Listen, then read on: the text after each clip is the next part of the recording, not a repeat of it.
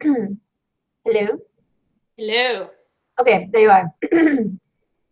You and Gus. All right, Gus, are you ready for this? Pay He's attention. not ready. Okay, but I am. Story one. And if you get kicked off, then I'll just send you an invite and I'll wait and we'll continue, I guess. Power through. It's literature after all. The story takes place in a minor Eastern European capital where no one speaks English and everything is different than advertised. It begins in the train station. A train from the west is pulling into the station, and on that train, in a first-class compartment, sits a high-level American diplomat, accompanied by his retinue consisting of his young foreign wife, let's call her Mrs. O, and two interns eager to ingratiate themselves with the diplomat in the hopes of landing a prestigious post in the diplomatic service. Let us call them Intern P and Intern Q, respectively. The story is told from the point of view of Intern Q, the younger and less experienced intern. From Q's perspective, the diplomat is, rather ironically, a rude and ill-tempered person who takes no delight in the company of others. He is always immersed in his work. He leaves the tasks of congeniality to his wife, a dark-haired, almond-eyed woman whose beauty would typically be described as exotic. No one knows what country she is from. She speaks lots of languages, all of them with a heavy accent. The interns P and Q have decided that the best way to impress and ingratiate themselves with the American diplomat is through his wife. However, the trick is to be agreeable to her while not giving the impression that they are trying to seduce her. The diplomat must appreciate the attentions paid to his wife, but not be provoked to jealousy. The situation in the train car, then, is of the most tense and delicate sort.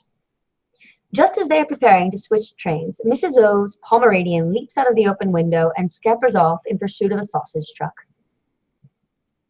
Mrs. O is hysterical. Q says he will find the dog and bring it back. The American diplomat says he must continue on to the next stop, where he has an important meeting, and P will accompany him, and so P, gloating, and the diplomat board the train while Q and a very agitated Mrs. O set out to search for the Pomeranian with a turquoise collar. Over the course of the day and the search, Q finds himself more interested in Mrs. O and her graceful, energetic personality. He is oddly impressed by her determination to find the missing Pomeranian in the Eastern European capital, whatever the cost. However, at the end of the day... Oh, crap. What happened? You're still there. Yes, I'm here. Note to self.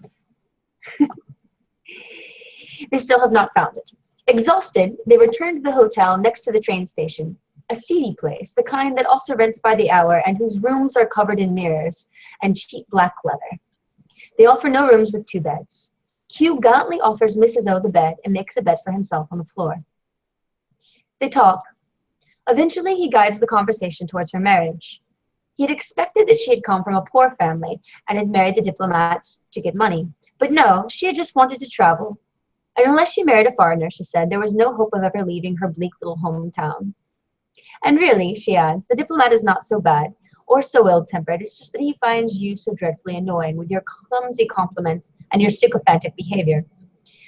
And so now you know, she said, what it is that I wanted from him. What is it that you want from him? More or less the same thing, admits Q. In the middle of the night, Q is awakened by what sounds like a man and a prostitute in the next room. They are saying and doing the most shocking things. He hopes Mrs. O does not hear them, but finds it impossible to go back to sleep or to avoid listening to them. At some point, he asks Mrs. O if she is awake, and she is, and then they both listen to the events in the room next to theirs, escalating intensity and explicit language. And at first, they try to talk over them. And then after a while, their dialogue blends with the dialogue overheard in the room next door, so that it is impossible for the reader to know what is happening where. And so maybe something happens between Mrs. O and the intern Q, and maybe it doesn't. The next day, Mrs. O and Q descend in the elevator down to the front desk, avoiding eye contact. And the receptionist informs Mrs. O that her husband has left a message in which she is extremely annoyed with him, not only for delaying important diplomatic affairs on account of a Pomeranian, but also, and most especially, for leaving him alone with that insufferable man, P. As Mrs. O is reading the telegram, her back to the staircase, Q hears the voices of the man and the woman from the previous night. He turns around and sees coming down the stairs not a man and a prostitute, as he had imagined, but rather a young husband and wife, probably Swedish, rushing out together to catch the next train. The husband is dutifully carrying the bags while the wife carries in her arms a Pomeranian with a turquoise collar. Q watches them leave and says nothing to Mrs. O. That is the end of the summary.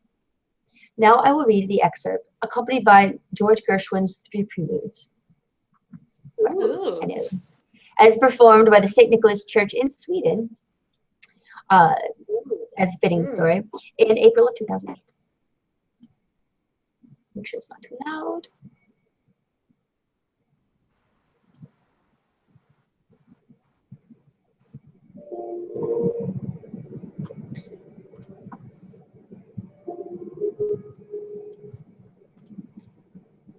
The intern Q awoke from an erotic dream, or rather an erotic nightmare, to find himself looking directly at the American diplomat, specifically at the myriad chins formed by the diplomat's downward attention to the papers, eyes ever on the papers, in disregard of the city that the train was fitfully approaching.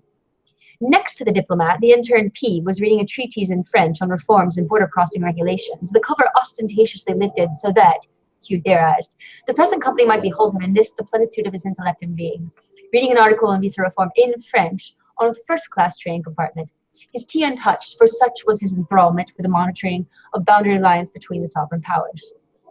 The train lurched ahead again and then stopped abruptly. Q felt queasy. He turned his head away from the window, where he could see Mrs. O stroking her dog and feeding it little bits of her sandwich, owner and pet alike exuding the scent of a disinfectant used to ward off an especially contumacious variety of flea known to flourish along the Eastern European Railway. Q mumbled something polite that no one acknowledged and opened the window, inhaling deeply the diesel fumes and faint smell of baked bread. Up ahead on the platform, he could see gaggles of weary relatives. The train was 2 hours behind schedule, a man selling sausages, 2 beggar children eating packets of sugar.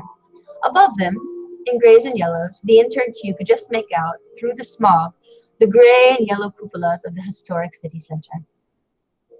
Q pretended to doze off again. He could not yet summon the energy necessary to mask his abiding terror of saying the wrong thing to the diplomat or the diplomat's wife, of speaking too much or too little or in the wrong tone or so much in the right tone that he sounded insincere, and thus, after years of hard work and study and excellent marks, losing forever his chance of a post in the diplomatic service. Frankly, Q had not expected travel to be so boring. He had expected a feeling of liberation, to move and speak and think freely. Was freedom of movement and thought not the great existential promise of travel? But instead, here he was trapped in a nauseating medicine chest with an insufferable colleague, a jowly old spy, and a vapid smiling woman who had yet to say even one interesting thing during the whole journey, and an overfed Pomeranian. Q experienced a pang of desperation in the form of a mild pressure just below his lungs. The train made its final lurch into the station. Detecting a scent of fried sausage, Mrs. O's Pomeranian perked up, stared fixedly at the open window, and then, as if the living projection of the intern Q's repressed desire to hurl himself out of the train and into the mystical, melancholic unknown of another country, the Pomeranian leapt, traced out before Q's eyes a perfectly calculated trajectory through the window, and, narrowly missing a passing taxi, dissolved into the exhaust fumes of the city. For a moment, the intern Q remained paralyzed with envy and admiration before this salto mortal, the great leap of the Pomeranian, more valiant than himself, a Pomeranian, moreover, whom he had so recently and cruelly underestimated.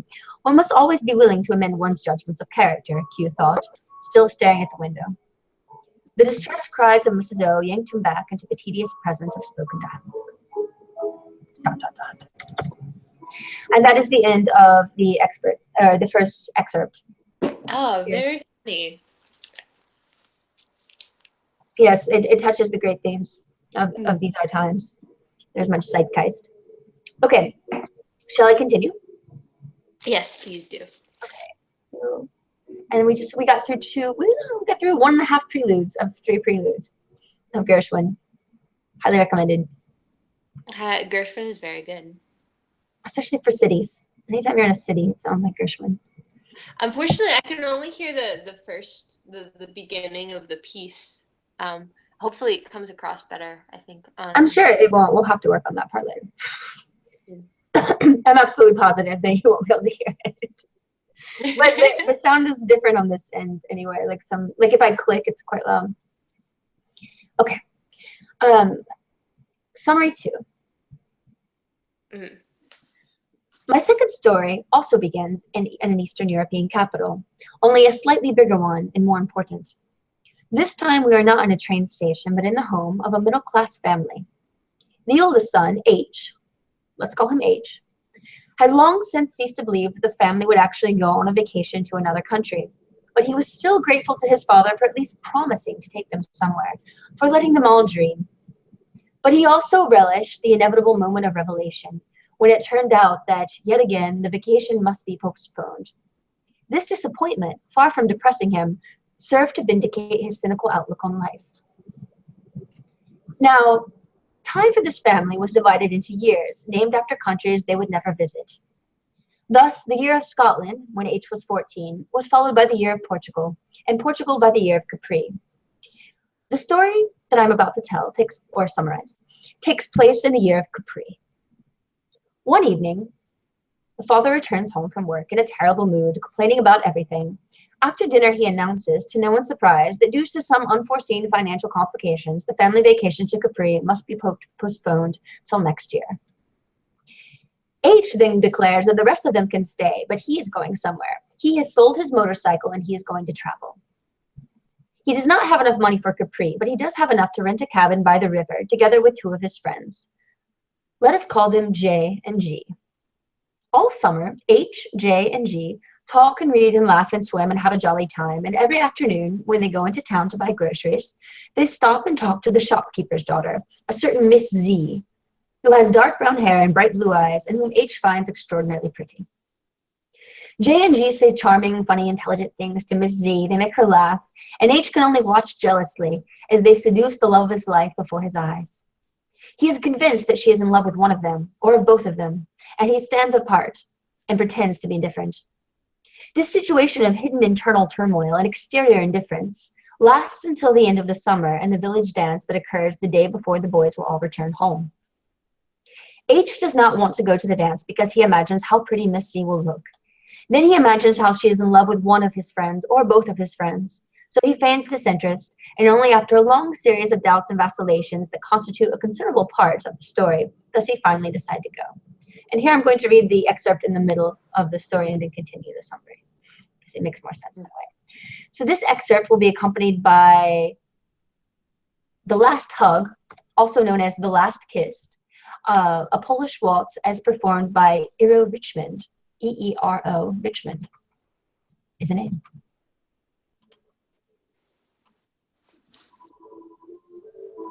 Can you hear it? Yes.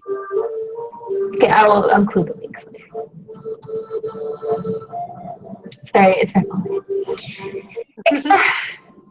Except for those people who possess an iron and inflexible will, we all find ourselves, from time to time, torn between 2 equal and opposing forces.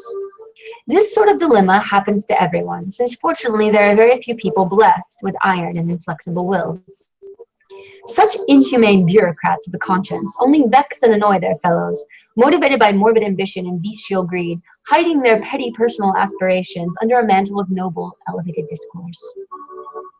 At times, thanks to a confluence of luck and happenstance, these inflexible, iron-willed people become powerful people, and then, with iron and inflexible coherence, they bring down catastrophes upon a more or less substantial segment of the population. The rest of us, however, will find ourselves at least once in our lives stuck between a yes and a no, or between a no and a yes, in the midst of an internal struggle whose intensity varies according to each individual's personality. Considering the matter in a more general way, the phenomenon manifests itself as follows. At a certain moment, we make a firm decision. We declare it with conviction, and we try to persuade ourselves that we have just made an irrevocable decision. And so there we are, resolved and very certain, both internally and externally, that we are not going to pay any attention to a certain species of imp, a most peculiar little creature, who resides in our head and exists only to make fun of us. "What's gotten into you?" says the imp. "Why so many stories? Why do you flatter yourself, believing yourself firm in your convictions, when you know perfectly well that at the last minute you will end up doing exactly the opposite of what you have just decided you are going to do? There is no escape. The little imp knows everything. He is never wrong, and with all our firmness and resolve, we will never be able to silence his prophetic voice." H, to tell the truth, did not want to go to the dance that night. He did not want to go because he was afraid he would remain in the corner, as always, gazing at Miss Z, and knowing all the while he could never possess her. H damned her and her enchantments. This made him feel better. He had already rejected her before she had a chance to reject him. He felt magnanimous in his defeat. And then the idea of the enchantment Miss Z exercised became even more mysterious and provocative, and the little imp smiled sarcastically and returned again to pester him. Okay, so that is the end of the fragment, and thus the song. Oh, I love it. Oh, that was so good. Well, I'm gonna read you the end of the summary. There's like half a paragraph more. Okay, I'll wait. So what happens is the H accompanies J and G to the dance at the end after much vacillation, and on the way they run into the butcher's daughters, who are identical twins dressed in matching dresses. And the girls accompany J and G, leaving H again the odd man out. And H thinks about how easy it is for J and G to talk to girls, and then he catches sight of Miss Z, who's all sad and alone next to a table full of food. And he is struck by her beauty, and he decides at that moment that he will go over to her, assuage her sorrow, declare his undying love, or at the very least, ask her to dance. But then he realizes that she is sad because his two friends are dancing with the twins. And since he is certain that she is in love with one of them, or both of them, he is overcome with rage and rushes off in a huff. The next day he returns to the city. He sends a note to Miss Z, after much vacillation, expressing his desire to dance with her the next year. He then receives a letter from her in which she declares herself in love with him. And as soon as he reads this letter, H is filled with revulsion and finds the idea of Miss Z horrible. And the story ends with him yet again overcome with a feeling of asphyxiation and a desire to escape. Of the summary, not the story. Or is it? Oh. Oh wow! So now is my time for commentary. Yes, you have to comment a little bit, and then you choose. Okay. Wow. Okay. So I could see you writing either of these pieces because of what I know about you and your relationship with travel. So for story one, and I can see the similarities between the two, at least some of them, where let's call him Q, I shall call him, is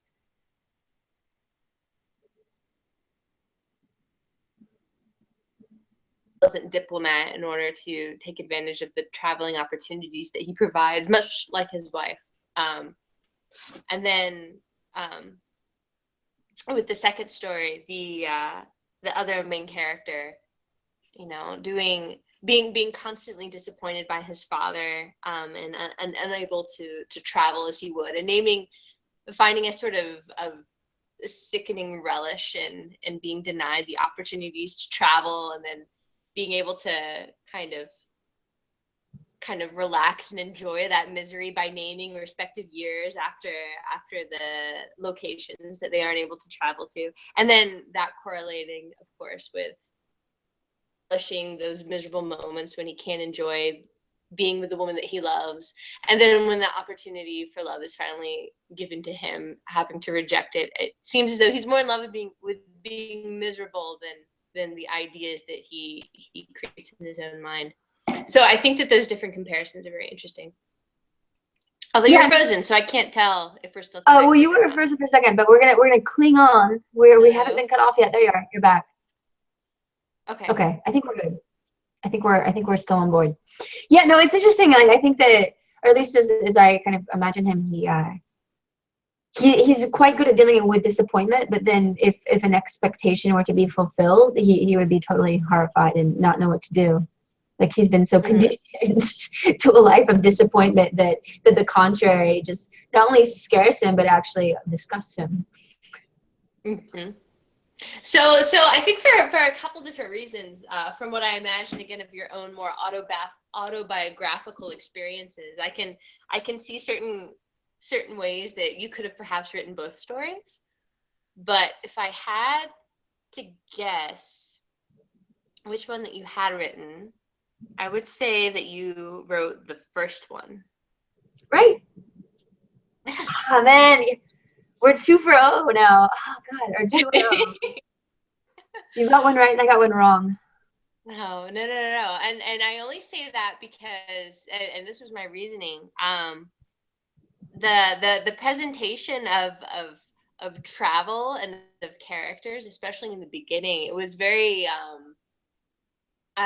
Agatha Christie and how she writes mysteries. And I think she wrote one of her mysteries even on a train, where there's a very formal way of presenting characters and the thought processes of those characters. It's definitely a classic trope. It's definitely a classic trope. Yeah. And like Dostoevsky starts The Prince like that. There's a lot of 19th century novels actually that begin on a train. There's also a very, very, very good Hungarian novel called The Melancholy of Resistance. That's excellent. It's beautiful, and it also begins on a train. So I think I've always liked it. Have you ever read The Prince by Dostoevsky? No. I think other ones do too. I don't know. Russians love trains for some reason. I think just anything. I think where you have a bunch of strangers or people don't know each other very well in a confined space lends itself to certain like narrative dynamics. So yeah. So yes, I borrow that trope. But yeah, that's Agatha Christie would definitely be another one. Now there's The Murder on the Orient Express and yes, that's the one I was thinking. Ah, you froze. Come back. Don't leave. Uh-oh. Oh, you're back. Okay. Okay. It's really clean. So at first I couldn't tell for sure if that was an influence or that was the story itself. But when it was transposed to the hotel, and you have that influence of the black leather and the mirrors in the hotel room, and it seemed such a contrast between like the Victorian introspective, very gentlemanly, etiquette-y form of speaking and thinking on the train to the very almost, I don't want to say modern because as you know, I've never been to Europe. And I thought more like this would be something that you would have been more exposed to maybe in your travels of these bizarre hotels. And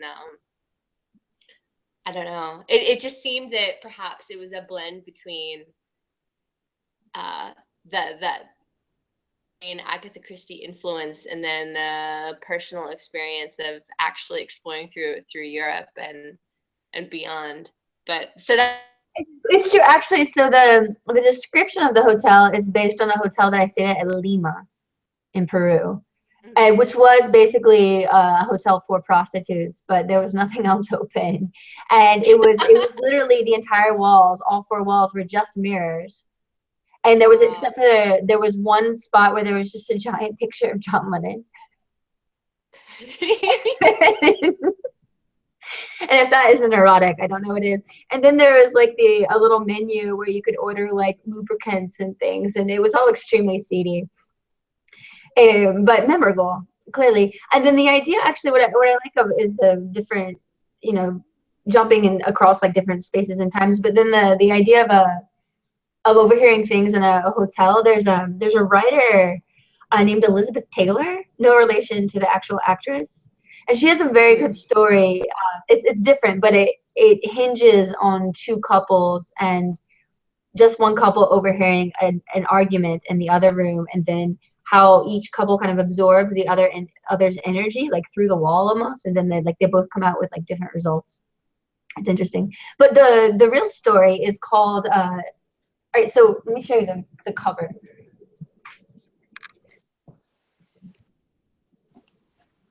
So in 2014 in Mexico City, we bought this is in Spanish, but it's an anthology of contemporary Polish short stories that I purchased in Mexico City. And this particular one is by Stanislaw Dygat, D-Y-G-A-T, who was kind of popular at first, and then he kind of got into trouble because he started making fun of the Holocaust and doing like kind of satirical pieces about it, like right afterwards. Not necessarily like in support, obviously, but it kind of resulted in this polemic, and then he kind of left the scene for a little bit, and then he came back, and then the most recent, this is an older book, but the most recent one was he wrote a book called Disneyland in 1965. But this is called El Viaje. I don't know. So it's the one I read was actually a translation of the Spanish translation of the Polish. So it's quite different, probably. And then it's like a double translation, which you're never supposed to do. That like breaks every translation rule. But yes, excellent collection. This one and a few others are quite good. How did you find the experience of picking a story? Did you read a bunch of different ones and then land on one? I so your original directive with the podcast, which was to find the more the less mainstream the better, made me think of different pieces I'd been exposed to in more obscure ways. And so I came across the idea of magic realism. Come back. One of my favorite examples. Wait, you came across the idea of magic realism. You cut out for a second. What did you say? Yes, I came across the concept of magic realism in college, some international literature class, which I loved all of the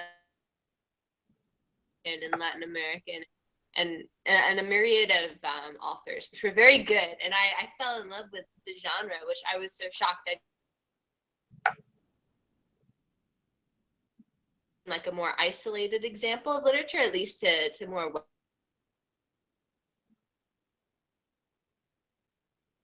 I wanted to go as obscure as possible, only to maybe introduce some story concepts that I thought were more interesting and original in that way. So that's how I came across my idea.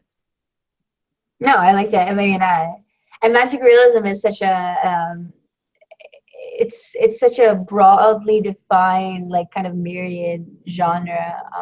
But yeah, it has to do with this kind of coexistence of multiple things, which I think even like anything where that's really eclectic can kind of verge on magical realism. It doesn't even necessarily, I think, have to be supernatural. Like Garcia Marquez, who's the the example of 100 Years of Solitude is always like the example of magical realism. And, like, I've never actually read and still need to, so don't ruin it for me. No example. Well, I don't actually remember very much about it because I read it in undergrad, which was 5 years further in the past for me than it was for you. But it's funny. I'm reading actually right now. I'm reading The Autumn of the Patriarch, which is another Garcia Marquez dictator novel, and these are political times. Dictator novels are assuming greater urgency and relevancy. So it feels quite realistic, even though it's about a sort of decaying tropical despot in an unknown place and time that's sort of vague, but definitely Caribbean. So, well, it was written 40 years ago, but it still feels.